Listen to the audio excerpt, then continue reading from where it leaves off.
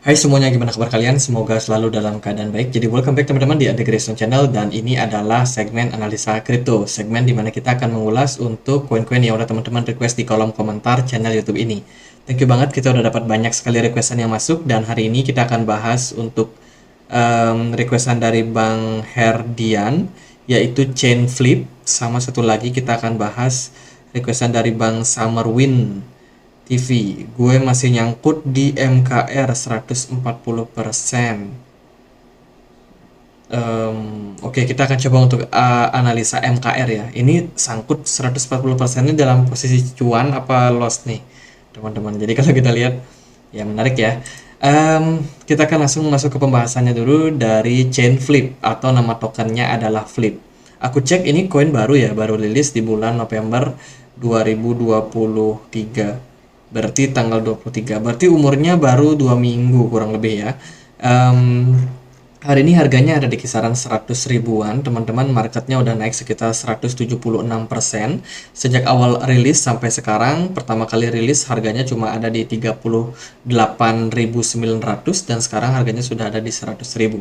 Berarti harusnya udah cuan kalau udah ikut ya. Dari kapitalisasi pasar dia lumayan besar, 1,2 triliun untuk sebuah token baru ya. Menurut saya ini lumayan tinggi ya, teman-teman. Kemudian volume perdagangan belakangan juga meningkat sekitar 50%. Dari flip ini punya maksimum supply yang masih belum diketahui. Sementara yang beredar itu sekitar 17,26 juta flip. Di sini sih total supply-nya ada di 90 juta, teman-teman. Kemudian pasarnya dia baru bisa diperdagangkan di KuCoin, Bybit, Get.io, CoinList, kemudian Crypto.com dan kawan-kawan. Sebenarnya project ini apa sih, teman-teman? Kalau kita lihat sih ini adalah sebuah project cross chain market maker. Kalau kita lihat sih dari website resminya chainflip.io, ini adalah sebuah project berbasiskan dengan native cross chain swap. Jadi intinya teman-teman bisa melakukan perdagangan lintas blockchain bila mana menggunakan platform ini. Jadi dia termasuk atau bisa digolongkan sebagai layanan DeFi, teman-teman. Di mana teman-teman bisa banget nih untuk melakukan swap token di project-project seperti ini. Ada beberapa blockchain atau mungkin jaringan ya yang bisa mensupport untuk project ini. Mereka bisa support untuk Bitcoin, kemudian Ethereum, Cardano, dan juga Flipchain of course, dan satu lagi dia juga akan tersedia di banyak platform yang lain, teman-teman, seperti turunan-turunan dari Ethereum, Matic, Arbitrum, kemudian Phantom, Filecoin, Atom, dan kawan-kawan. Itu juga bakalan tersedia ke depannya. Jadi karena dia cross chain, jadi ini ada beberapa platform sih yang bisa digunakan, teman-teman. Kemudian kalau kita lihat dari roadmapnya, sebenarnya terdiri dari beberapa project. Mereka sudah mengawali projectnya dari Oktober 2022 sebelum akhirnya memang benar-benar melisting token yang mereka sebut sebagai flip. Kalau kita lihat di sini mereka sudah jalan ya untuk roadmapnya, dan kalau kita lihat roadmap terbaru yang kemarin mereka ada token sales di bulan Agustus 2023 dan tampaknya lumayan sukses karena sekarang udah jalan ya. Kemudian di November 2023 ini mereka belum kasih checklist nih. Mainnet installation and token launch. Oh, tokennya sudah launch kok. Jadi ini harusnya udah dapat centang ya. Seperti roadmap yang sebelumnya dikasih tanda komplit. Kalau di bulan Desember ini mereka akan bikin product launch. Oke, ini akan ada beberapa project yang akan support nantinya untuk Ethereum, DOT, sama Bitcoin. Kayaknya ini sudah mulai ada tanda-tanda terselesaikan nih untuk apa namanya project yang mereka bangun ya. Ethereum, Bitcoin, sama Polkadot. Ya harusnya sih sudah. Semoga itu tanda yang positif untuk project ini. Untuk mengakhiri tahun 2023 tentunya mereka harus komplit untuk misi yang mereka akan bikin. Kemudian mereka juga akan ekspansi nih untuk chain integration-nya di kuartal pertama 2024. Mungkin dia akan listing lagi di beberapa platform juga ya. Itu penting banget, teman-teman. Ini juga expand wallet integration. Nah, ini mereka harus listing di beberapa wallet ini juga, teman-teman, supaya kompatibelnya itu bisa lebih luas. Oh, ada Phantom wallet juga. Ini milik jaringan dari Solana juga. Mungkin kedepannya mereka juga akan ekspansi lebih besar lagi. Ini ada gas optimization juga, tentunya berpengaruh sama fee transaksi daripada project ya. Kemudian di kuartal keduanya akan ada cross chain execution support, dan masih banyak lagi sih untuk proyek-proyek yang akan mereka kerjakan. Kemudian kalau kita lihat dari timnya, Chainflip Lab tim ini ada beberapa member yang bisa kita lacak sebenarnya. Seperti contohnya ini founder dan juga sekaligus CEO-nya namanya Simon Harman, teman-teman. Kita bisa cek Twitternya, orangnya ini dia salah satu kontributor sepertinya ya untuk staking daripada Ethereum. Minimalism, mereka dari orang ini dari Ukraina, mungkin juga Australia, yang mana yang benar teman-teman. Di sini lokasinya di Berlin. Ya dia cukup aktif sih kalau kita lihat dari Twitter ya, cuman sayang sekali tidak menunjukkan wajah aslinya teman-teman, hanya NFT CryptoPunk. Sepertinya seperti itu. Apakah dia yang punya CryptoPunk? Dari yang lain juga ada Martin Breke, tapi di sini kita nggak bisa cek untuk Twitternya ya. Terus juga ada Dan Lennon. Ini juga salah satu developer dari projectnya. Ini orangnya, tapi nggak terlalu aktif sih di Twitter. Kayaknya ini nggak pernah ngepost teman-teman karena isi tweetnya nggak ada. Kemudian kalau kita cek juga ini ada Thomas Burton. Ini akunnya ditangguhkan nih, ditangguhkan akun melanggar peraturan X. Waduh. Ya, itulah teman-teman. Teman-teman harus cross check sendiri sih ini tim-timnya. Teman-teman harus cari tahu siapa saja yang membangun project ini, apakah project ini bisa dipercaya atau enggak. Karena kan ini project masih baru ya. Overall sih pergerakan harganya memang mengalami peningkatan, dan aku coba untuk lacak lagi sebenarnya kenapa sih harganya bisa meningkat. Ini adalah komposisi kepemilikan dari holder dari token Flip ini. Yang nomor satu, ini punya kepemilikan mayoritas, hampir 25% atau seperempat dari total yang beredar. Dan kalau teman-teman cek langsung di sini, lewat analisa ini kita bisa melihat nih, sejak 23 Desember, yang punya wallet ini terus melakukan pembelian, melakukan akumulasi sampai harganya cukup, ya harganya mengalami kenaikan ya, of course, karena dari whales nomor satu ini terus melakukan akumulasi barang teman-teman. Jadi sejak awalnya rilis, yang nomor satu ini justru melakukan pembelian. Nah ini menarik nih, kenapa dia akumulasi. Kemudian dari nomor 2 ini justru melakukan distribusi nih dari 28 November kemarin, dan juga 29 akhirnya melakukan penjualan. Kemudian dari wallet yang nomor 3, kalau kita perhatikan juga, wallet nomor 3 ini juga jualan teman-teman. Oh, jadi pergerakannya naik karena wallet nomor 2 sama 3 jualan, sementara yang nomor 1 justru mengalami atau melakukan akumulasi. Itu sih karena tokennya masih cenderung baru ya, nggak terlalu banyak yang kita bahas juga. Kalau kita lihat dari pergerakan harganya, Flip memang awal listing di KuCoin harganya langsung melesat naik teman-teman, lumayan.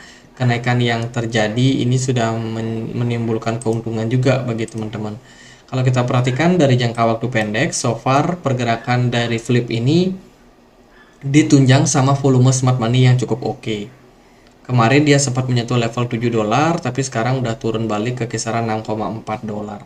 Dan pergerakannya cenderung kelihatan sudah mulai masuk ke fase koreksi, teman-teman. By the way, Bitcoin juga udah mulai muncul tanda-tanda koreksi ya teman-teman. Kalau kita perhatikan di time frame 1 jam, mungkin akan ada sedikit koreksi jangka pendek saja. Semoga aja memang tidak akan dalam banget teman-teman.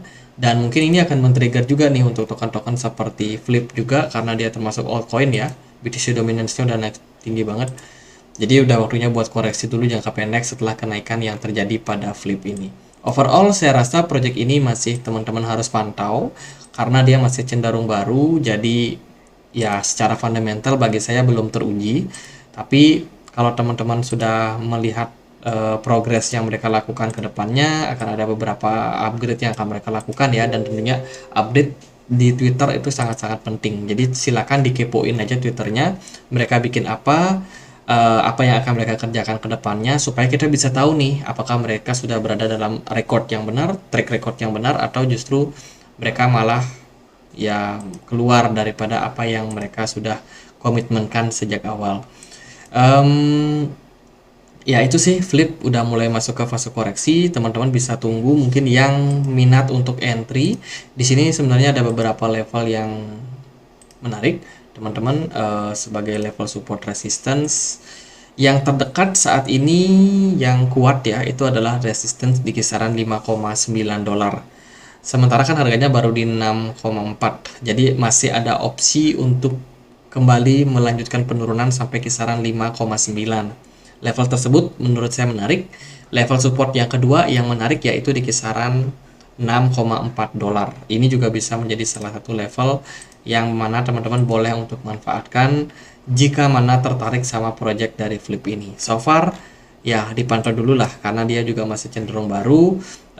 Kelihatan sementara ini terjadi koreksi teman-teman, dari volumenya meningkat, smart money-nya menurun, dan juga kelihatan dari candle sendiri juga udah mulai ada kecenderungan membuat double top. Jadi idealnya memang koreksi terlebih dahulu. Itu untuk Flip. Next kita akan bahas si Maker ya, atau MKR. Ini karena katanya nyangkut nih 140%. Kayaknya sih udah cuan nih 140%. Kalau kita lihat MakerDAO hari ini diperdagangkan di kisaran level 23 juta rupiah. Ya, marketnya lumayan meningkat sebenarnya kalau kita ukur dari beberapa waktu terakhir. Kapitalisasi pasar dari MakerDAO itu di 21 triliun rupiah, teman-teman, dengan volume yang meningkat 60% 24 jam terakhir. By the way, supply maksimumnya hanya 1,01